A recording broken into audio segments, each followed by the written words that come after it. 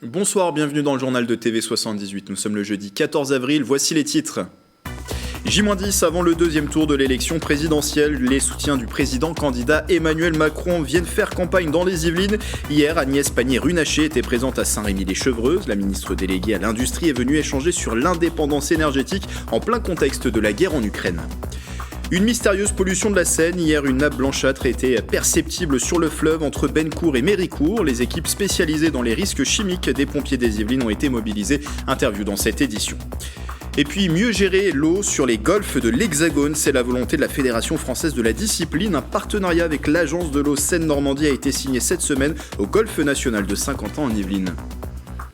Et d'ailleurs, à ce sujet, tout à l'heure, Philippe Pilato sera notre invité. Il est le directeur du Golfe national de Saint-Quentin en Yvelines. On débute donc ce journal par cette réunion publique hier mercredi à Saint-Rémy-lès-Chevreuse. Comme tous les mois, le député Jean-Noël Barrot organise des temps d'échange avec les habitants. Cette fois-ci, il était accompagné d'Agnès Pannier-Runacher, ministre déléguée à l'Industrie, venue parler d'indépendance énergétique.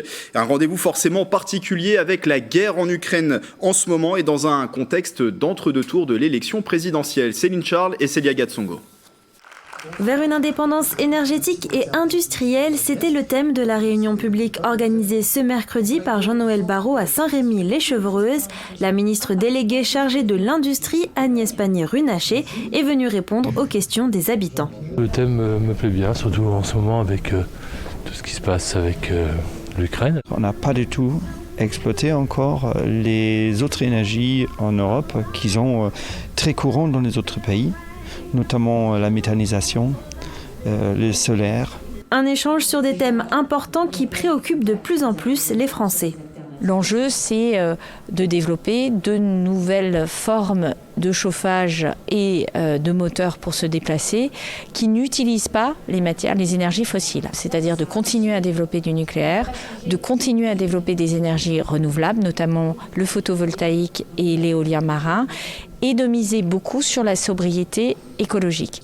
Plan de relance, programme territoire d'industrie, transition écologique et création d'emplois, la réunion fut l'occasion de revenir sur le mandat d'Emmanuel Macron et de se projeter vers l'avenir dans cette phase importante d'entre-deux tours. On va essayer de passer ces 11 jours qui nous restent jusqu'au second tour de l'élection présidentielle à tendre la main à toutes celles et ceux qui veulent choisir une France de l'avenir plutôt qu'une France de l'impasse, c'est-à-dire le choix de la candidate de l'extrême droite. Ça suppose évidemment de se rassembler très largement et de tendre la main aux électeurs de Jean-Luc Mélenchon, aux électeurs de Yannick Jadot, d'Anne Hidalgo, mais aussi de Valérie Pécresse. Une réunion qui permet d'écouter et de parler très concrètement aux personnes qui auront à faire un choix crucial le 24 avril prochain. Et en attendant ce deuxième tour, TV78 vous aide à y voir plus clair sur le rôle de président de la République. C'est avec Raphaël Matta-Duvigneau, professeur de droit public à l'Université Versailles-Saint-Quentin et membre du collectif des surligneurs. Ce soir, décryptage des relations du chef de l'État avec les autres institutions publiques de la Ve République. La Ve République est un régime politique particulier dans le sens où le président de la République dispose de prérogatives importantes vis-à-vis des autres institutions. Tout d'abord, il désigne le Premier ministre et, sur proposition de ce dernier, les ministres. Mais le gouvernement n'est pas responsable devant le président, ce dernier ne pouvant pas juridiquement les renvoyer ou les démettre de leurs fonctions. Toutefois, dans les faits, la pratique est différente, surtout si les tendances politiques sont les mêmes. Selon la Constitution, c'est bien le gouvernement qui détermine et conduit la politique de la nation. Mais lorsque les majorités présidentielles et parlementaires sont identiques, c'est bien le chef de l'État qui décide des grandes orientations et le gouvernement ne fait que les appliquer et les mettre en œuvre. Le président peut également prononcer la dissolution de l'Assemblée nationale, ce qui lui permet de résoudre une crise politique ou un blocage institutionnel, comme ce fut le cas avec De Gaulle ou Mitterrand. Le président peut également adresser des messages à l'Assemblée nationale ou au Sénat, et il peut surtout, depuis 2008, prendre la parole directement devant le Parlement réuni en congrès à Versailles. Vis-à-vis de l'autorité judiciaire, le président nomme les magistrats professionnels, mais surtout les magistrats du parquet, qui sont chargés de mettre en œuvre et d'appliquer la politique pénale du gouvernement. Le président nomme également 3 membres du Conseil constitutionnel, mais surtout, il a la possibilité de le saisir afin que ce dernier vérifie la conformité d'une loi ou d'un traité à la Constitution, manifestant ainsi son rôle de gardien de la norme suprême et de l'indépendance nationale. Il doit également le consulter s'il envisage de mettre en œuvre les pouvoirs de crise. Et enfin, à l'issue de son mandat, le président devient membre de droit à vie du Conseil constitutionnel. Enfin, le président de la République détient une prérogative importante vis-à-vis du peuple, le recours au référendum. Alors au final, si le président de la République dispose de moyens d'action importants sur les autres pouvoirs, leur utilisation dépend en réalité non seulement de la personnalité de leur titulaire, mais aussi de la configuration politique. Dans le reste de l'actualité, un policier condamné à 6 mois de prison avec sursis. Cet ex-agent de la brigade anti-criminalité reconnu coupable par le tribunal correctionnel de Versailles de violence, des faits remontant à 2015 à Chanteloup-les-Vignes, survenus lors d'une interpellation musclée dans le quartier de la Noé. Une vidéo montre le policier assénant un coup de poing à un individu menotté avant de tirer au flashball vers un passant. En revanche, l'agent n'a pas l'interdiction d'exercer ses fonctions. Il officie aujourd'hui au sein de la BRI. 3 de ses collègues sont relaxés, poursuivis pour faux et usage de faux en écriture publique pour avoir rédigé un procès-verbal incomplet lors de cette intervention. La mobilisation des enseignants des 3 collèges de Trappes. Ce jeudi à 18h, les professeurs de Yuri Gagarin, de Gustave Courbet et du village se sont réunis devant les locaux de l'inspection académique à Guyancourt. Une manifestation soutenue par la ville de Trappes et qui était aux côtés de ses fonctionnaires ce jeudi soir. Le motif de cette mobilisation, dénoncer les moyens horaires attribués aux 3 établissements pour la rentrée prochaine. Les enseignants craignent des classes surchargées. 2 journées de grève avaient déjà eu lieu en mars à Trappes. Une nappe blanche et visqueuse qui est apparue sur la Seine ce mercredi au niveau de Bennecourt et Méricourt. Un rejet ponctuel et très attendu sur une quinzaine de kilomètres. Les services de secours, dont une vingtaine de pompiers, ont été mobilisés pour identifier l'origine de cette pollution et tenter de l'éliminer. On fait le point avec le capitaine Rémi Choulevitz, conseiller technique risque chimique des pompiers des Yvelines, qui a été interrogé par Mélanie Poquet.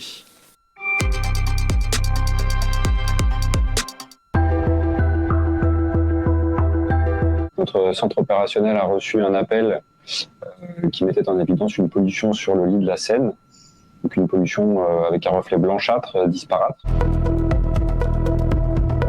Le centre opérationnel a mobilisé des moyens de reconnaissance terrestre et également une embarcation pour accéder depuis la Seine. Une équipe spécialisée en risques chimiques et des pollutions. Nos opérations, d'abord, ont été orientées sur la recherche justement de ce point d'origine, aussi de caractériser cette pollution, d'en comprendre le phénomène et de mettre ensuite des actions en place. 14 km, c'est extrêmement grand, puisque en termes de pollution, notre action pour essayer de protéger l'environnement consiste à essayer de canaliser le polluant pour le récupérer, le pomper. Or là, compte tenu de la longueur de l'étendue de cette pollution, puisque certainement cette pollution a eu lieu bien avant notre alerte, eh bien, il nous était impossible de la canaliser ou de la récupérer. 24 heures après, malheureusement, le courant de la Seine a déporté cette pollution. Donc nous avions alerté précocement les services partenaires et les services de secours voisins du Val d'Oise et de l'Eure. Les éléments factuels que l'on a, c'est déjà l'absence de toxicité dans l'environnement pour l'homme, c'est-à-dire à proximité, puisqu'on n'a pas eu de détection avec nos appareils. Également une absence de mortalité piscicole, qui est un signe favorable. Et ensuite, ce seront les analyses transmises par la gendarmerie nationale qui permettront de définir la qualité de cette toxicité pour l'environnement.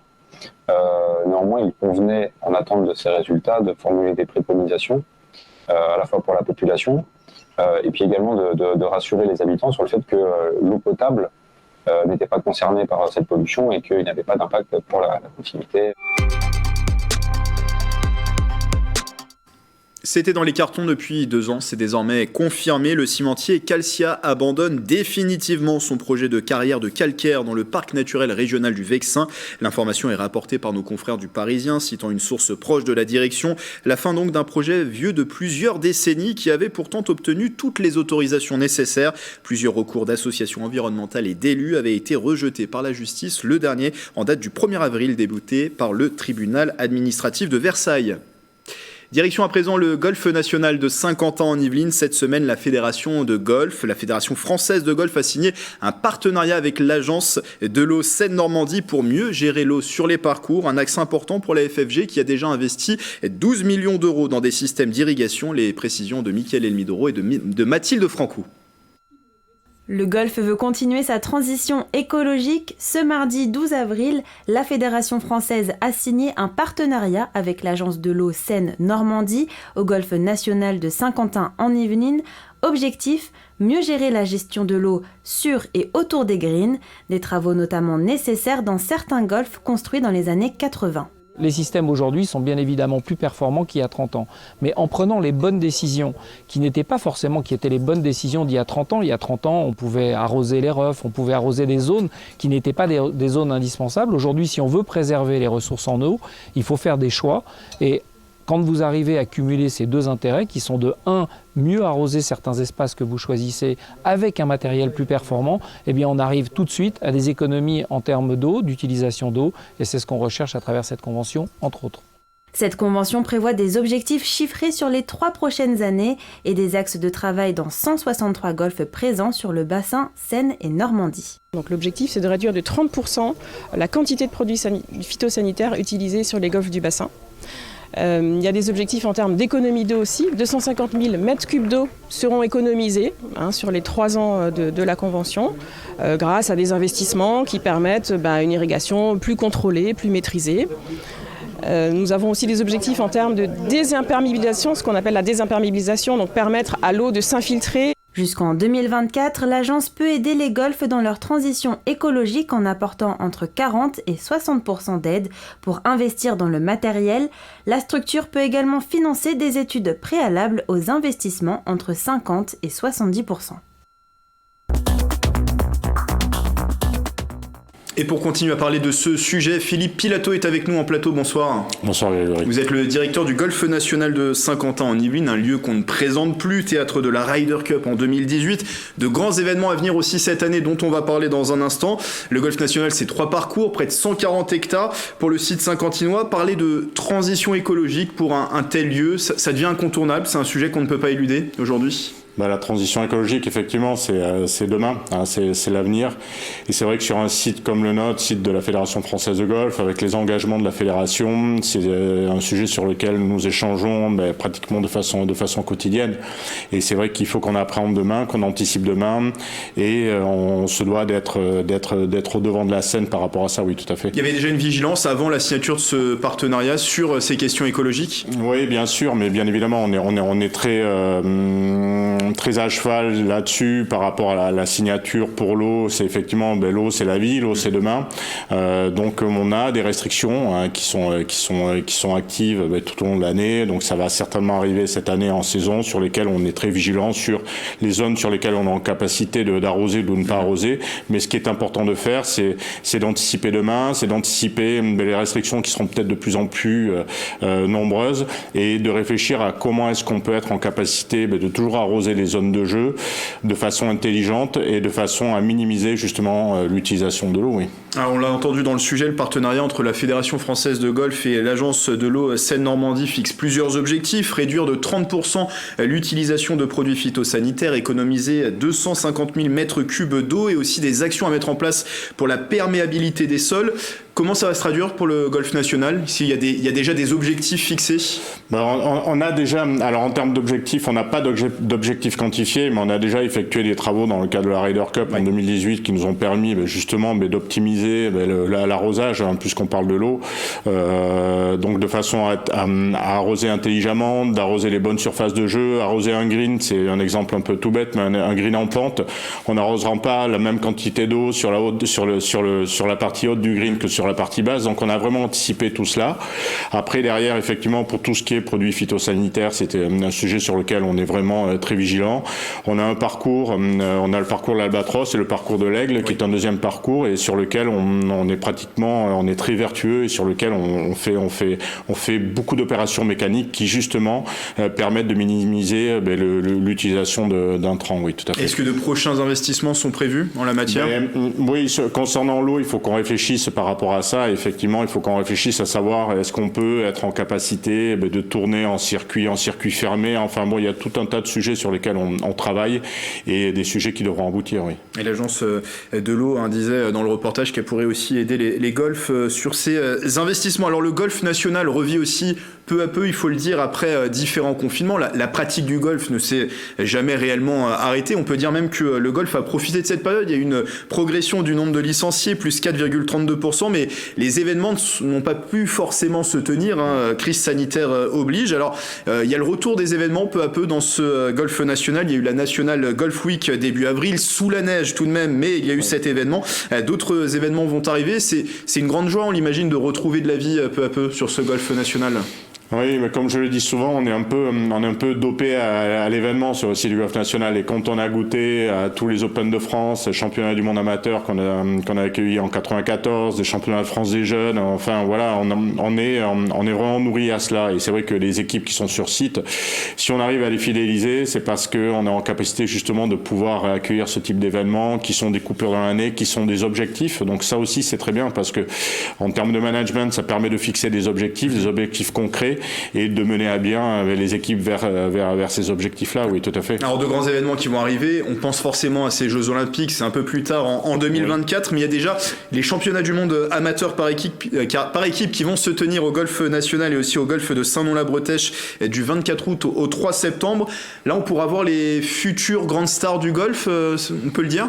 Ah oui, non mais c'est sûr. C'est-à-dire que quand on regarde les joueurs qui ont joué les précédents championnats du monde amateur, bon, nous on a eu la chance sur le site du golf national en 1994 d'accueillir Tiger Woods, oui. Qui est venu jouer. Bon, on a vu sa carrière. Qui est revenu après à la Ryder Cup. Et qui est revenu à la Ryder Cup en 2018. Il y a John Ram qui a participé, Justin Thomas, qui a Morikawa.